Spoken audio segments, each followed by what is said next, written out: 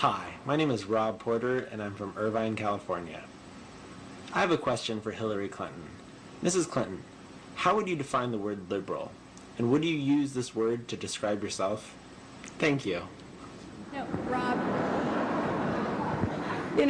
it is a word that originally meant that you were for freedom, that you were for the freedom to achieve, that you were willing to stand against big power and on behalf of the individual. Unfortunately, in the last 30, 40 years, it has been turned up on its head, and it's been made to seem as though it is a word that describes big government, totally contrary to what its meaning was in the 19th and early 20th century.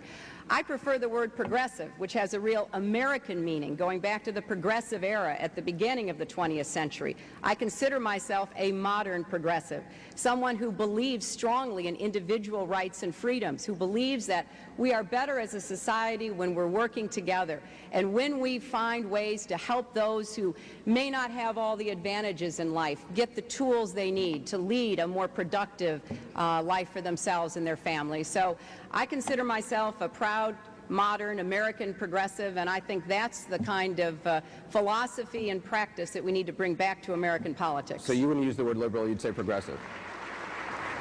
Senator Gravel, are you a liberal? I wouldn't use either word. Find a little better than that. We've had Zach ask about change. You're not going to see any change when these people get elected. We've asked about that we're united. We're not united. I'm not united on many of their views. And I want to take on Barack Obama for a minute, who said he doesn't take money from lobbyists.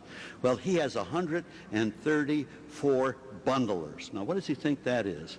And besides that, he has received money from a Robert Wolf, the head of the USB Bank in the United States, who raised $195,000 from this bank, wait a second, who has lobbyists in Washington, and it's a foreign-owned bank.